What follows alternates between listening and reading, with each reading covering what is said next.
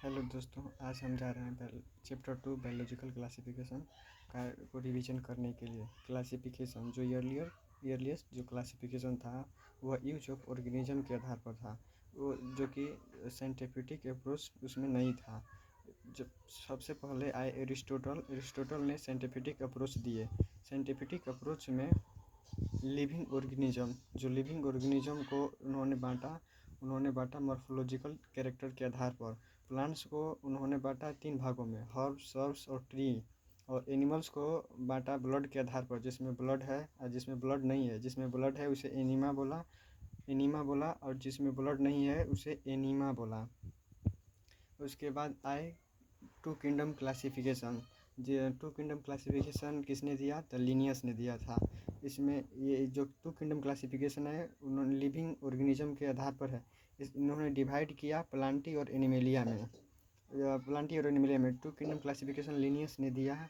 इन्होंने प्रेजेंट और absent cell wall के प्रेजेंट और एब्सेंट के आधार पर इन्होंने टू किंगडम क्लासिफिकेशन दिया। किनके बीच? तो प्लांटी और एनिमेलिया के बीच।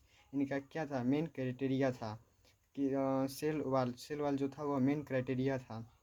इन्होंने प्लांटी जिसमें सेल वाल प्रेजेंट था इन्होंने प्लांटी में रख दिया, और जिसमें सेल वाल एब्सेंट था उसको एनिमेलिया में उठा कर रख दिया। जैसे कि एल्गी है, एल्गी यूकेरियोट है और ऑटोट्रॉफ है, और इसमें सेल वाल प्रेजेंट है, इसलिए इन्होंने प्लांटी में रख दिया। जबकि वर्टिब्रेट में सेल वाल एब्सेंट है, इसलिए इन्होंने एनिमेलिया में रख दिया। ब्रायोफाइट जो है वह यूकेरियोट है, ऑटोट्रॉफ है और मल्टी सेलुलर है, इसलिए इन्होंने प्लांटी में रख दिया। टेरिडोफाइट को प्लांटी में रख दिया। जिम्नोस्पर्म को भी प्लांटी में रख दिया। एंजियोस्पर्म, बैक्टीरिया, फंगस इन्होंने प्लांटी में रखा।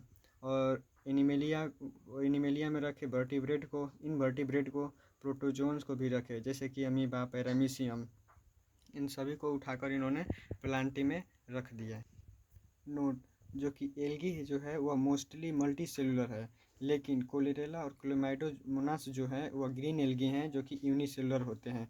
ये इसका एक ड्रॉबैक था कि ये डिफ्रेंशिएशन नहीं कर पाए थे। प्रोकैरियोट और यूकेरियोट के बीच में ये डिफ्रेंशिएशन नहीं कर पाए थे, और उन्हें उठाकर placed then in same kingdom, इन्होंने उठाकर सेम किंगडम में रख दिया प्लांटी के अंदर। फिर ऐसा ही डिफ्रेंशिएशन नहीं कर पाए किनके बीच? ऑटोट्रॉफ्स प्लांट और हेट्रोट्रॉफ्स फंजाई के बीच इन्होंने डिफ्रेंशिएशन नहीं कर पाए। बट जो इसमें अगर सेल वाल अगर कंपोजिशन अगर देखे होते तो इसका सेल वाल कंपोजिशंस डिफरेंट है। प्लांट का जो सेल वाल है वह सेलुलोज का बना हुआ है, और जो फंजाई का सेल वाल है वह काइटिन का बना हुआ है। ऐसा ही इन्होंने डिफ्रेंशिएशन नहीं कर पाए मल्टी सेलुलर एल्गी के बीच, जो कि स्पाइरोगैरा है, और यूनिसेलुलर एल्गी के बीच, कोलेरेला और क्लोमाइडोमोनास के बीच इन्होंने डिफ्रेंशिएशन नहीं कर पाए, और इन्होंने उठाकर इन्हें कहाँ रख दिए? प्लांटी के अंदर रख दिए। इसका note, it was inadequate not sufficient, ये जो है वह सफिशिएंट नहीं हुआ। इसका मेनी ऑर्गेनिज्म, अगर ये बहुत सारे ऑर्गेनिज्म को लिए होते तो do not fit in any category, ये अलग अलग कैटेगरी में फिट नहीं होता। जैसे एग्जांपल है कि यूग्लिना में सेल वाल एब्सेंट है तो एनिमेलिया में रखा जा सकता है, और जब ये फोटोसिंथेसिस करता है यूग्लिना तो प्लांटी का भी गुण रखता है, तो ये कंफ्यूज हो गए, इसलिए इन्होंने इसमें नहीं रख पाए। इसका अगर यहाँ पर देखते हैं, अगर ये मतलब कि इनसे पूछा गया कि आप क्यों ऐसा किए, तो ये जो लिनियस थे टू किंगडम क्लासिफिकेशन दिए लिनियस ने, तो इन्होंने बताया कि ये इजी था करना, इसीलिए हमने two kingdom classification cell wall composition के आधार पर इन्होंने कैटेगरी में बांट दिए। अदर साइंटिस्ट जो थे वो डिमांड कर रहे थे कि नंबर ऑफ क्राइटेरिया को क्यों नहीं बढ़ाए। तो अगर आप नेचर ऑफ सेल वाल लिए होते, सेल स्ट्रक्चर लिए होते, सेल स्ट्रक्चर लिए होते, न्यूट्रिशन लिए होते, रिप्रोडक्शन के आधार पर लिए होते, फाइलोजेनी या हैबिटाट भी लिए होते, तो बाया 3 किंगडम क्लासिफिकेशन जिन्होंने किसने दिया? तो हैकल ने दिया था। उन्होंने प्लांटी एनिमेलिया दो पहले से आ रहा था, जिस प्लांटी और एनिमेलिया को ये लिनियस ने दिए। 3 किंगडम क्लासिफिकेशन हैकल ने दिए थे। इन्होंने प्रोटिस्टा प्रोटिस्टा क्लासिफिकेशन मतलब प्रोटिस्टा बनाए जिसमें यूनिसेलुलर यूकेरियोट्स को रखे, जिसमें आ गए कोलेरेला आ गए, क्लेमाइडोमोनास आ गए, अमीबा आ गया, पैरामीशियम आ गया जो कि प्रोटोजोन्स था। जो ये क्लेमाइडोमोनास है वह यूनिसेलुलर है। ये जो क्लोरेला, क्लेमाइडोमोनास, अमीबा, पैरामीशियम जो है फर्स्ट टाइम इसे all came together in one kingdom, first time इसे एक किंगडम में रखा गया जिस किंगडम का नाम है प्रोटिस्टा।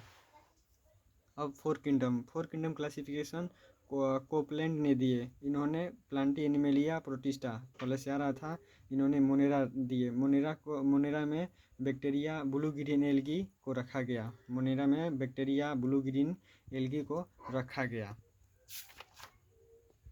अब फाइव किंगडम क्लासिफिकेशन, जो फाइव किंगडम क्लासिफिकेशन आया, जब फाइव किंगडम क्लासिफिकेशन आया किसने दिया था? तो R.H. विटेकर ने दिए फाइव किंगडम क्लासिफिकेशन 1969 ईस्वी में, 1969 में दिए। इनका क्राइटेरिया क्या था? सेल स्ट्रक्चर था। सेल स्ट्रक्चर में कौन सा प्रोकैरियोट है, कौन सा यूकैरियोट है। बॉडी ऑर्गेनाइजेशन इन्होंने क्राइटेरिया लिया, कौन यूनिसेलुलर है, कौन मल्टी सेलुलर है। रिप्रोडक्शन लिए, कौन एसेक्सुअल रिप्रोडक्शन करता है, कौन सेक्सुअल रिप्रोडक्शन करता है। न्यूट्रिशन लिए कि कौन ऑटोट्रॉफ है, कौन हेटेरोट्रॉफ है। और फाइलोजेनी लिए। तो इन्होंने फाइव किंगडम क्लासिफिकेशन इस प्रकार हुआ। प्लांटी एनिमेलिया पहले से आ रहा था, किसने दिया ये प्लांटी और एनिमेलिया? तो लिनियस ने दिया। प्रोटिस्टा किंगडम दिए। प्रोटिस्टा जब प्रोटिस्टा को रखा गया ये किंगडम के आधार में, तो थ्री किंगडम हुआ जो कि दिए प्रोटिस्टा को। ये तीन अगर प्लांटी एनिमेलिया और प्रोटिस्टा हैकल ने दिए।